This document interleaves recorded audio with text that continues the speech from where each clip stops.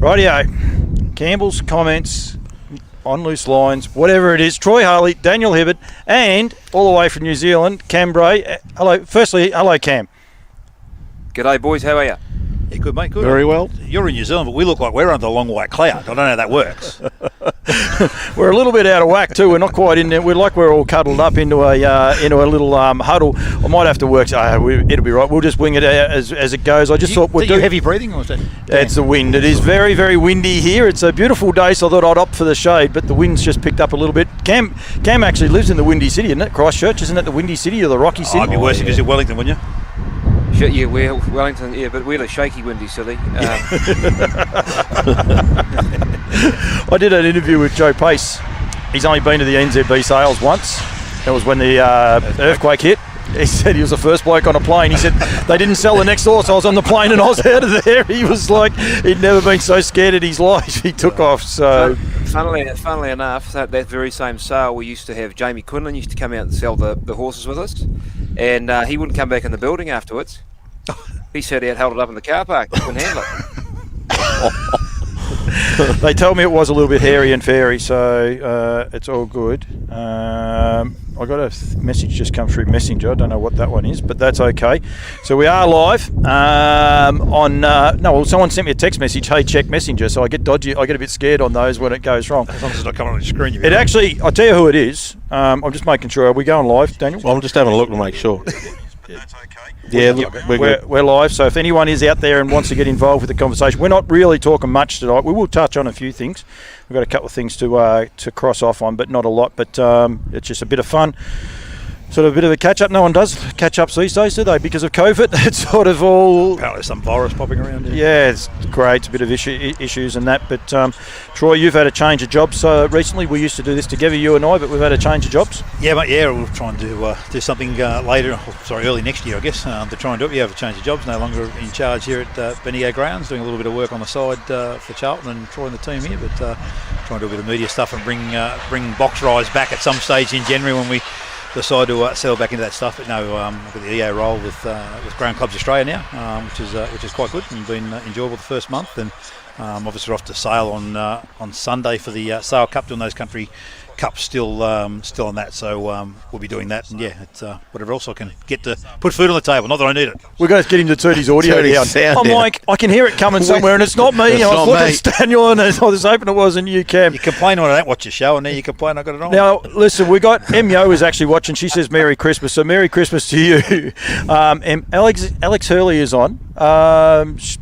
Did a little cameo the other day on SEN. She's branching out a little bit. Toby McKinnon. She dusted off the vocal cords the other night the other day, Monday, and went back on with Toby McKinnon. I see.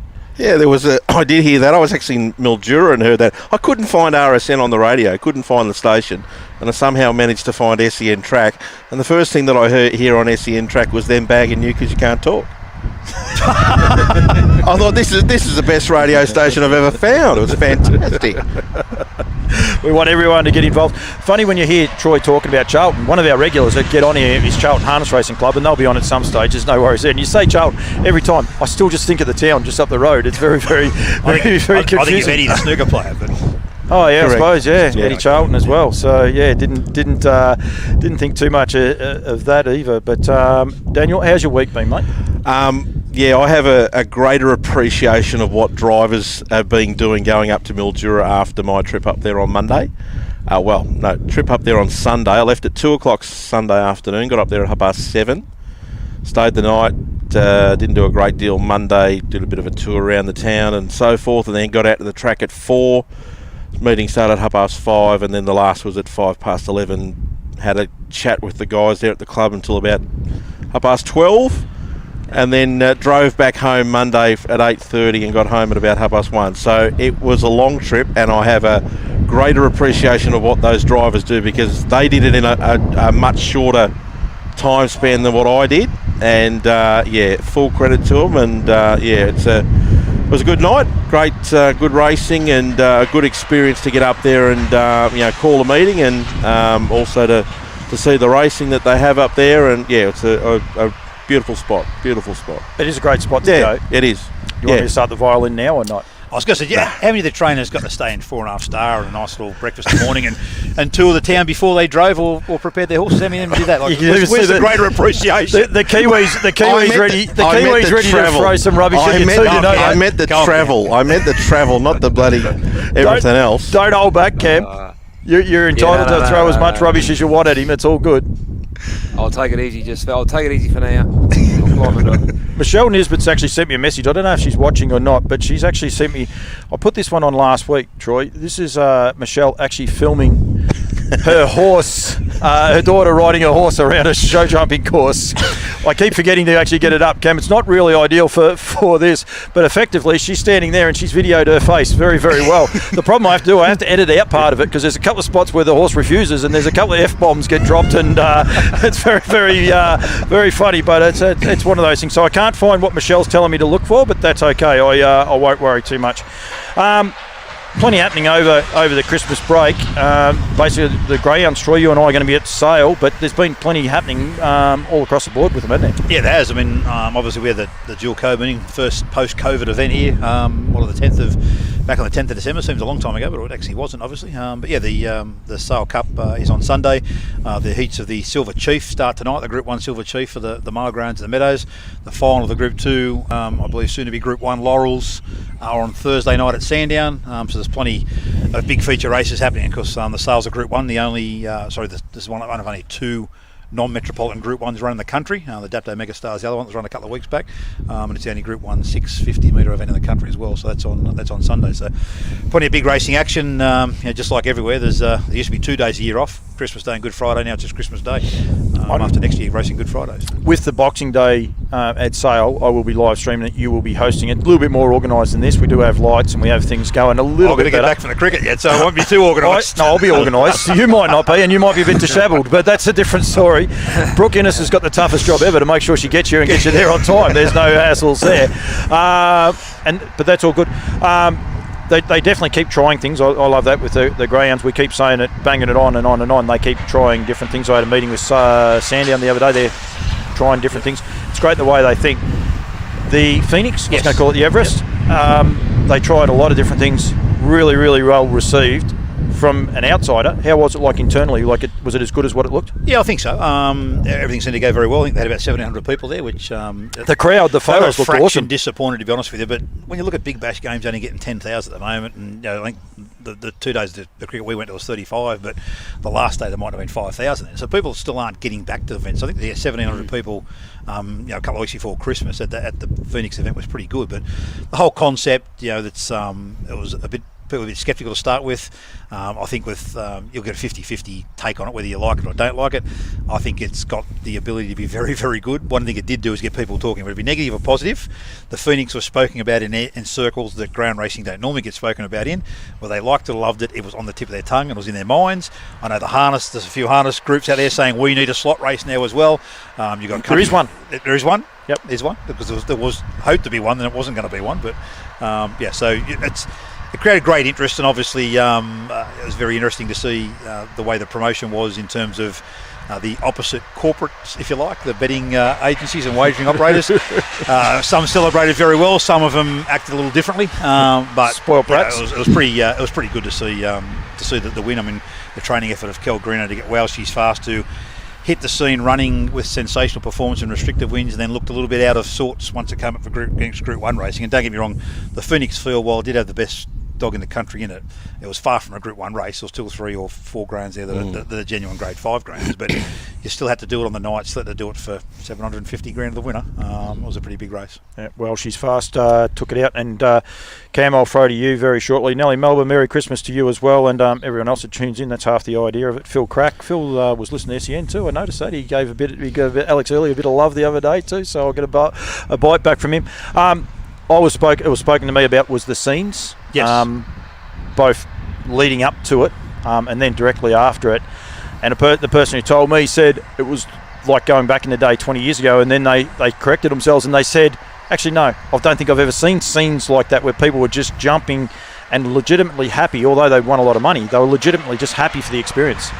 Well, it wasn't about the money either, because the way they did it was, most of what Sportsbet got out of it was going back to GAP, so they donated to the Ground Adoption Program. But having so many small people involved in it and getting shares, if you like, and other promotions and stuff, they basically had a deck 5 times the size of this for all their crew there, and as did a couple of the other the slot holders as well. And that's what it's about. It's about someone getting 1% of that half a prize money, but having a ball like they just won a Melbourne Cup. Because when are you going to have the opportunity, unless you're investing heavily in the sport in any 3 codes, when are you going to have the opportunity to say that I was involved in an animals race that won 750 grand? It's not going to happen. No, and it was brilliant. I spoke there. Alex Hurley's chimed in. I'll get back to you in a sec, Alex. Cam, I said there about a slot race. New Zealand announced the other day that they will have the first harness racing slot race in April next year. Yeah, go to Cambridge. Yeah, so that'll be that's quite exciting going forward. They've had to. I had a wee bit to do with the initial concept of it, and the Waikato club's taken it over. So they've chucked a wee bit more money at it. So I think it's a $500,000 race. But no, it's good. 2,200 metres. I think it's almost an open type race. So you could end up with the likes of Akuta taking on South Coast Artists. So that's measuring up age, everything. So it's a real life chance, that is. It was interesting. Adam Hamilton chimed in to say, the prize money's not up to scratch and all the rest, but it gets a bit back to what Troy said. You have to start something somewhere. It's all good and well to say you want $1 million slot race, but if you can't get the finances, it's best to try and get it out there and be proactive anyway, not reactive. Well, it's the ironic thing from those comments from that said commentator is that it's okay. You can say it on this show. I don't care. This is not relying on taxing any taxing the industry at all. This is basically outside money coming in. So this is effectively cost neutral to the industry, which is a huge positive. Oh, not only is that a positive, which it obviously is, but you can't build without a foundation. You've got to be able to start somewhere. Yeah, if you're talking about $500,000 race, and I don't think the race is necessarily about the race. I don't know what the harness intention is in New Zealand, and obviously the intention was a little bit different with the Everest. But with the greyhounds, it's more about creating interest in a code that you don't have that necessary interest outside your normal circle. So, I've got to be honest. I watch a fair bit of harness racing here. Don't want to watch a hell of a lot in New Zealand, but a race and a concept like that, I'd certainly be tuning into and seeing how it played out. The idea and the conception of the whole thing was to basically put a nice race in that area where there's nothing in the Grand Circuit racing between Miracle Mile and Queensland. So what we're trying to do is attract Australian horses to New Zealand, and that's where I see it to be successful, is bringing the countries together. And how's the slots going to work, Cam? The slot holders choose the horses and that type of stuff, or? Yeah, so at this stage I think they've only just opened them yesterday as just expressions of interest, which I think they're almost subscribed as of the end of play today. They're all gone. That's the great thing about a slot race. The egos get involved, and it's a self-fulfilling prophecy. How good's that? So it works. Yeah. And so, back in my like I said, Adam Hamilton was the one to put it there on Twitter. I mean, if they're happy to put it out there, you can mention their names. I don't care.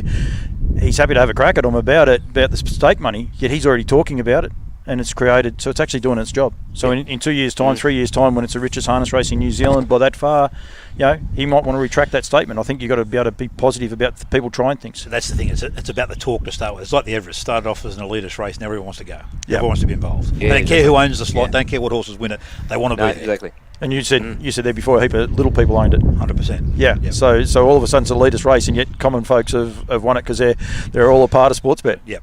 And got one of the best dogs going. Well, she's fast. Who is? You've only got it for the night, but I guarantee you that all those participants in the sports bet promotion will follow well she's fast. She'll start nice and short every time she goes around in the next couple of runs. All they'll go and buy shares in a dog. Correct. And that's the whole idea of it. I think is to get. I'd like to have well she's fast mother and pup at the moment. I reckon it'd be too hard selling the pups. Yeah. That's and they just rock up to Bendigo tonight or Sandown. Well, I was setting up. There was some guy here, first time here. He goes, "What are you doing setting up a disco?" And I said, "No." And I told him, and he goes, "Oh, I said we just love it here." So I mean, if they can have that good experience, that's half the battle. So and then thankfully for your sign out the front, they said, "Oh, you got 3 new followers. We're going to start following your page." So I said, "Okay." So that's fine. They might not like it. They might have tuned out in straight after one day. Better tuned out if we were doing a disco, I know that. Daniel, you and I were talking last week about South Australia. I think it was last week or the week before, and about shutting down their cups and things like that for locally trained horses and that, Troy. And I don't know if you're across this at all, Cam, as well, but I got sent this. This is actually the parameters of what they're trying to do. And I was a bit critical of them initially because what they were saying was that the horses had to be trained, started training, I think, in February. They have to be there. There is a date on here and I can't find it off the top of my head. They must be in training. Where's the eligibility? We're here somewhere. Over in Victoria. In South Australia. Get it the third time right. And that English language again, it's getting in. Alex just gave it to me there before. Nah, terrible. Anyway, thanks very much for the support, the moral support that I'm getting here. February 1. So they have to be in the stable of a South Australian trainer by February 1, and then the races aren't until April. And I'm like, you can't expect people to send decent horses over there for that period of time. But that's the idea of it, isn't it? Yeah, but what they've actually done, there's a lot more that gets involved in it. So they've actually got races. So while you're over there, you're eligible for races at Globe Derby, Strathalbyn, Gawler, Port Pirie Cup, Mount Gambier Cup, Victor Harbour Cup, Kapunda Cup, and the South Australian Cup. So there is 1, 2, 3, 4, 5. There's 8 races in that 8-week period that you're eligible for. So what they're actually trying to do is make a whole carnival of it with the 3-year-olds, the trotters, and the aged horses. So now all of a sudden I'm like, hang on, this starts to make a bit of sense. It's not about go that. Yeah. You go on a point system, so that's how they get in there. So the more races you compete in, the more points you get. So you get 10 points for a win, 5 for second, 3 for third, 2 for fourth, and then 1 for every other spot. All the Pacers heats are $9,000. The 3-year-olds are $8,000 and the trotters are $8,000. The South Australian Cup's a $30,000 race, but when you think you've got 6 other races there for $9,000. There's a lot of prize money on offer, and then there's $3,000 bonuses for the leading point scorers. So $30,000 for the South Australian Cup, 20 for the Trotters Cup, and 20 for the Vic Derby. The SA Derby. Yet you've got all races that are guaranteed at those programs as well. So I got to apologise to them in a way. I still don't like restricting, especially an SA Cup, which is a time-honoured race. But I don't mind the idea of trying to get people to be there the whole time. Yeah, it's an interesting move, and I now that they've got that information out there, it sort of makes it a little bit more clearer as to what they're doing. So you've got to commend them for trying it. Certainly from when I was up at Mildura on Monday, there was so many South Australian participants racing on Monday, and they had a lot of success too. Like they brought obviously the better class horses across, and they won quite a few races and drove a number of winners as well. I think Samantha Pascoe drove 2. I think it's the first time she's driven a double. So, or at Mildura anyway. I was going to say she's driven 4. At Mildura. But look, talking to the guys up there, they understand that South Australia is really, really struggling with prize money and things like that. So something like this, if they can attract a few good horses to go across. And whether they go to obviously in the stables over there, the better trainers over there, it's good money. You've obviously got to find the right sort of horse for it, though. That's the trick. Yeah, it is. And there is one kicker to it too. They're not allowed to go to Mildura. I was going to say, they're allowed to race out the state. No, but there is exemptions, and I would imagine that'll be Mount Gambier. Because I think I did see too that. Far. Yeah. So if a couple of the border towns are allowed to, but while you're there, you're racing in South Australia, so they're not allowed to skip back over. You have your nice 3-year-old skip it back over to Victoria and go backwards. So it's an interesting concept. It is. I was just going to say, mind you, it's I commend them for what they're doing, because they're obviously things aren't ticking super there, and all they're doing is trying to gather a pool of horses together and keep them together for a period of time, so that the industry can generate off it. That's when things aren't going well. You got to do these things to try and climb back out of the hole or whatever you need to do. So a lot of those 3-year-old races, the Camerons have sent over horses over there that have basically been trained at Tompkins, and they send them over there and they bring them back every year. So the money's just leaving straight away. And we say about Sam Pascoe, a lot of the young people got the opportunity to get good drives because there's no limitation on drivers, but you're not going to get Chris Elford to go to Strathalbyn and those places either. So it's a good kicking point for some of the participants. I guess off the track, it's potentially an opportunity to attract a different viewer and punter as well, with a pool of 15 or 20 horses and go over there and you're following them for 6 or 8 weeks.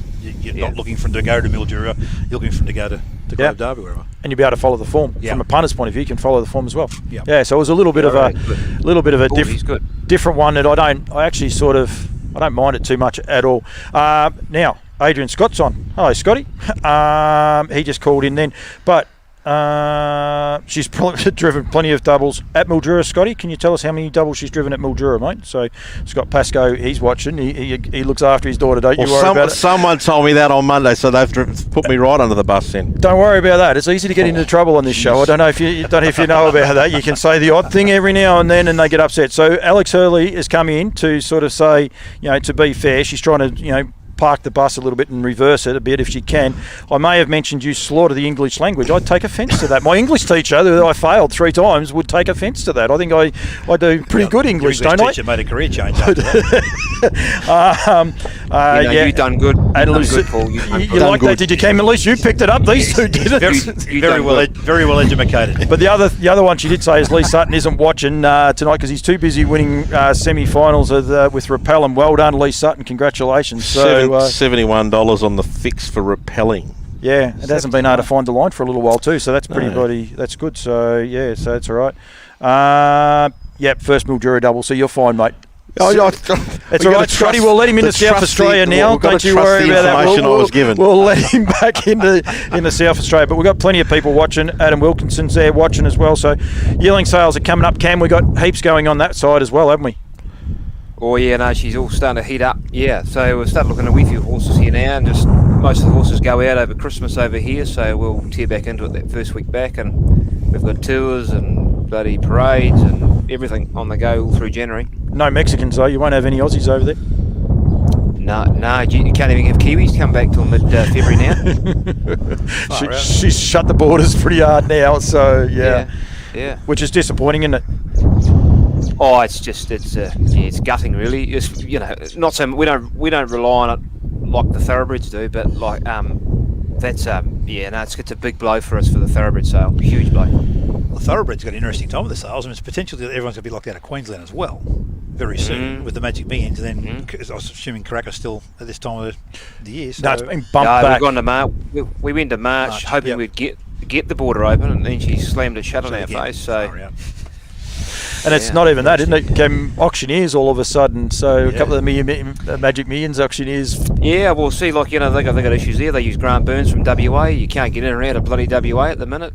Steve Davis is the same. Yep. Is he going to go? Because he got no guarantee on when he can come home. There's some chance for me being an auctioneer, Cam. I don't have to say. I don't have to worry about the English language. It's just my chance. Hey, you got to be able to count 1, 2, 3, 4. Yeah, his maths is no good either. His maths is no good either. We'll sell one for 10 grand. I'm right. Anything after that, we're in trouble. James won't mind. He'll find it all very good. Aubrey Harness Racing Club. One thing off the press with the COVID. I think you'll find Sunday Sun's a no-go coming to the Southern Star now. Yeah, Josh Dickey sort of alluded the same thing because of the fact that Johnny Dunn won't be able to get across. So so the horse ain't coming, mate. Yeah, so because John's not coming there, which is a disappointment for Australia, but one of the journos will come out with an exclusive in the next day or two, but most people pretty much think they're big. They like those exclusives. Daniel, how did we go with Aubrey Fields? Do you know? Aubrey races. So we did a preview during the week for Aubrey Harness Racing Club. Anyone that is watching that's going to be in that area, make sure you go to it. It's just a sensational night. They've done a lot of work there. But what do you say? It's the only fireworks display in Aubrey outside of the I think you're a week early. The noms won't close till Wednesday next week for New Year's Eve. So why did we have to do it last week? We did it Monday. Tuesday. No, that's... Fair go, mate. You're not travelling too good, Paulie. You got a calendar? Why did we have to do it last week? Don't forget the Aubrey meeting. You're in charge. Listen, just in case you don't know, Christmas is Saturday. I'm in all sorts. What day? Yeah. Saturday. You got presents or what? Oh, that's why we're doing the Christmas show, and yours coming up because we couldn't get into a shop. New Year's Eve was another week away. away. The Santa house just to confirm it for him. Hey, Paul. Yep. Well, when next time you're trying to get one of your several hundred sponsors giving you hats and clothing, you want to ask for a calendar.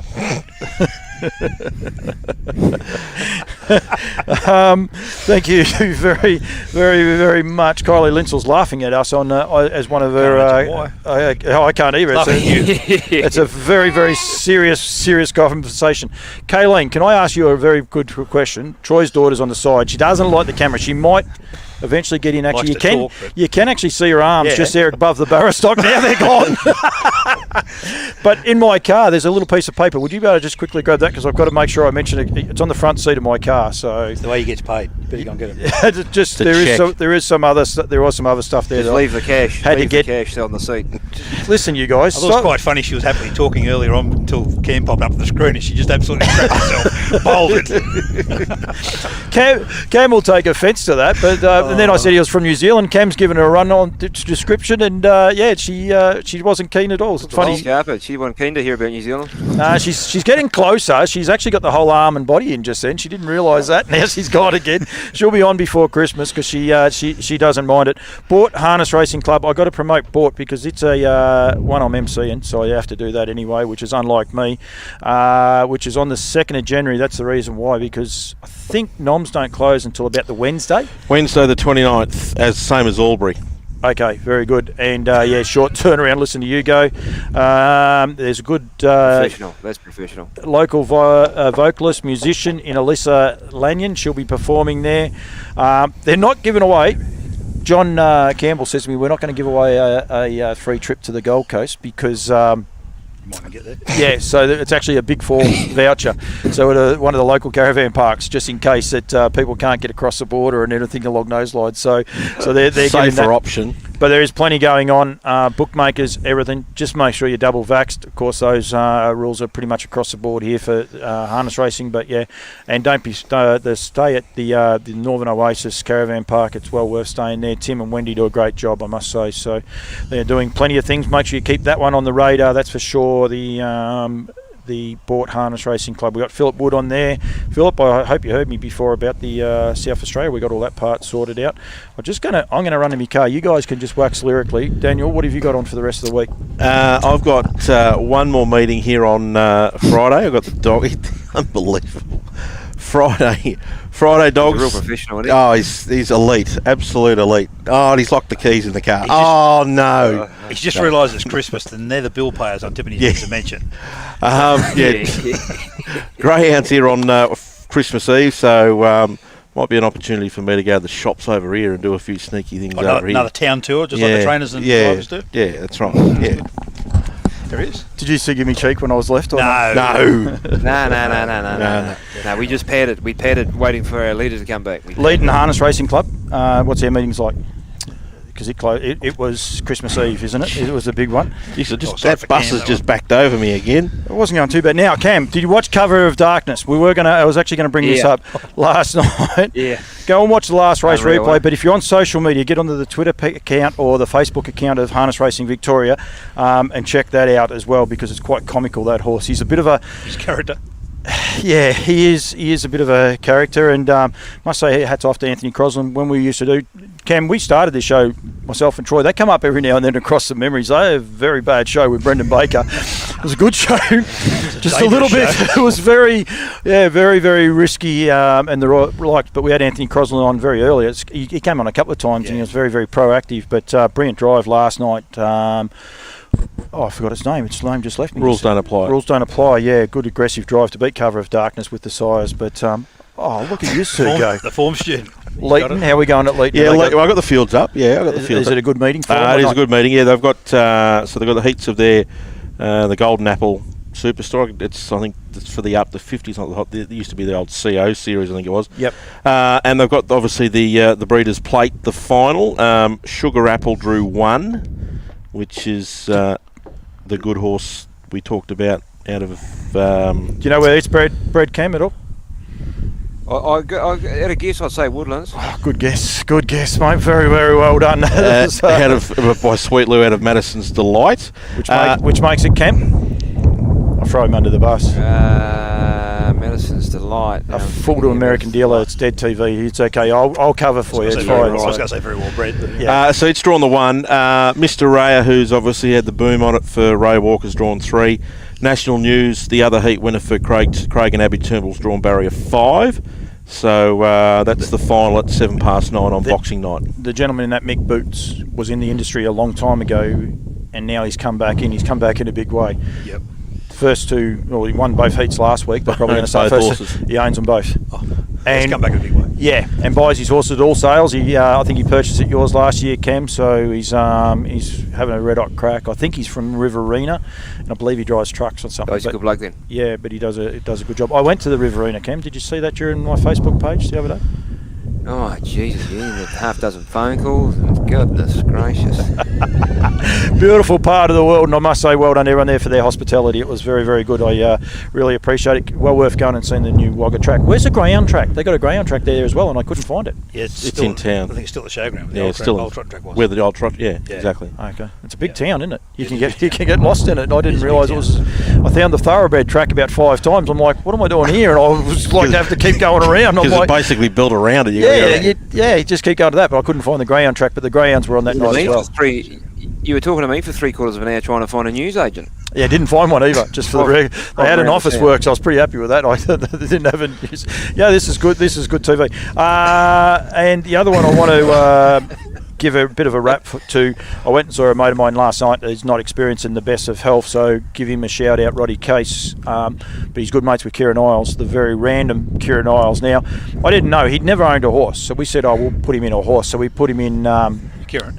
Yeah, he'd never actually purchased. He might have owned a horse. He never owned a winner. So we put him in Matacey Mac, and she won a race at Charlton. And he thought it was Christmas, and you don't think of things. We ran 6th last night in the Vic-bred and made the final. And he rings me up today. He said, "So, are we in the final?" I said, "Yeah." He said, "So we're in a Group 1 final." And yeah, this is going to get back to your and my conversation in a sec, Cam, but I've never heard him so happy. He's like, really? yeah, well, like we're sort of the last one in, but he doesn't care. He was right in it, so he's pretty pumped. So he's ended up having 5 winners this season. He corrected me on as well, but and then yeah, with Matacey with Mazakine in it, he's so pumped. So yeah, does a lot for the industry, the boy. So yeah, just don't take him to Gumbauer when he's got a day off. Oh, it's a long trip home. It's a long trip home. It was a lot of fun. Matty Williamson's watching too. Matty, good man from New Zealand, Cam.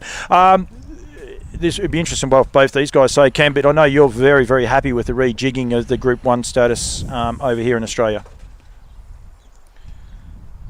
It's all good. Oh, well, it just makes sense. Streamline and takes that whole resisted. Yeah, no, I think it's a real step in the right direction. You just got broke up there a bit with your internet service, but yeah, it is a good step in the right direction, isn't it? Oh, I said it's a step in the huge step. Yeah. Our internet's playing up a little bit with you, but that's okay. Yeah, so they're going to change all that. So there's no sales race series have been Group 1 races. Homegrown series have been, so effectively you had to be Vic-bred eligible. You couldn't have won $10,000 or more in stake money, yet you could race for a Group 1 race. Yeah. And things like that. They've abolished all of that as of next season, not 2022. It'll be 2023, but yeah, which is huge. So it'll give back to Cam and sales vendors and that black type, it'll give them a lot more credibility with that as well. So you see black type there on your page, it's going to mean something, so which is key. Which it should. And I hated the fact that those homegrown races. I mean, the concept is brilliant, but the fact that they were Group 1 races, it really did irk me. It was one of my pet hates that they were, because I know, and the reason that I hate it so much is best mate Chris owned LJK Phoenix, and I think it was about the first year that they were in. He won the Abraham's Trot at Shep, which then made him ineligible to race in that series. He probably would have been really competitive as it was. Illawong Armstrong went on and won it.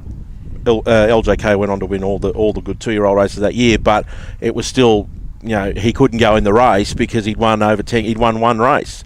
It just didn't make any sense, and I'm glad that that concept of I get that the concept of the restriction for the money, having it as Group 1 really did irk me. That rule was not. I didn't like it.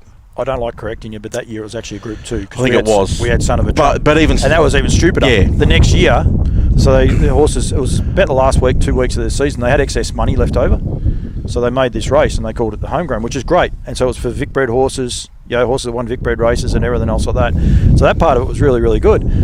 But then they made it a Group 2. The next year they made it a Group 1, told everyone when it's on, so people were sitting on horses that could run, so they didn't get past the $10,000 threshold and then turned it into a Group 1. I never agree with it. Agree with it. No, I totally agree too. So it's a good step in the right direction. So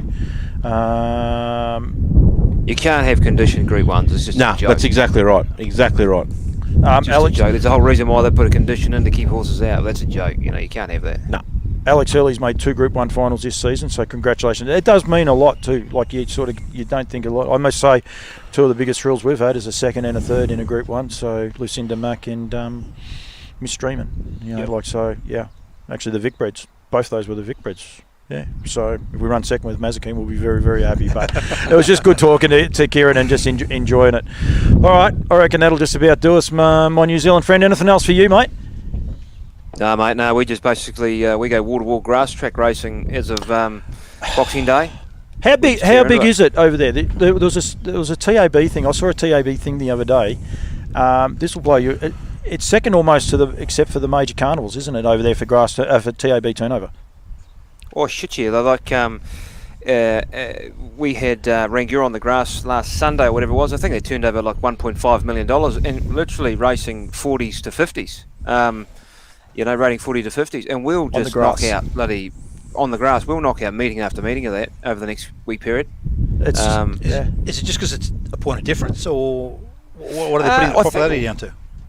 But the big thing is it's our biggest pool of horses here in New Zealand. So it's like going back 10 years in time. The pressure on the fields, you know, they're tightly assessed races. It's on the grass. It's a great leveller. And the big thing is, it's probably one of the only things now that gets people back on course here in New Zealand. You know, we'll get 5,000-10,000 people at a country town or over on the coast or something like that, and they'll be going mad. You know, it's good. Yeah, it's ridiculous, and we've got all these grass tracks here, and we don't use them. It's mad. It is madness, but I do love it. So you've got all that, and then we've got sales and stuff like that coming up, mate. But I do appreciate everything you've done for the year, mate, and we'll be doing some more next year, I reckon. Yeah, no, Merry Christmas to you and the team. Have a good one. All right, mate. Troy Harley, thank you very much. I'll see you Boxing Day, won't I? Yeah, you will. Yeah. Lucky you. If you remember to get there, Kayleen, you're on too, just for the record. Your wife. Merry Christmas. Can you see yourself? Hey, it's funny how she just went quiet all of a sudden. She likes when the headphones are on. But. And Daniel, thank you very much for everything you do with me for the year. Graham Green is a South Australian. Part owner of Peaks Luck. Okay, well, Graham Green, who's been watching, congratulations, because it was a good win last night, even though there was one of the horses galloped that looked like, might have beat it, but he's doing a good job with that horse. I was at Andy Gaff's yesterday, and he was talking about how he likes it. So, so thank you very much for that, Alex, giving me the heads up on that. Just Country Cup's obviously coming up, so obviously got Cobram Cup on the 9th, Bendigo Cup's on the 8th, but we've got Cobram up on the 9th, so some good races up there on the Sunday, and then Shep Cup the week after. Dual code Cups King, eh? Probably. Yeah. Big couple of weeks coming up, certainly in Cobram and Shep. And Ballarat, all 3 clubs are sending all of their people, because it's a holiday break, go to their websites. So Ballarat District Trotting Club, so bdtc.com.au.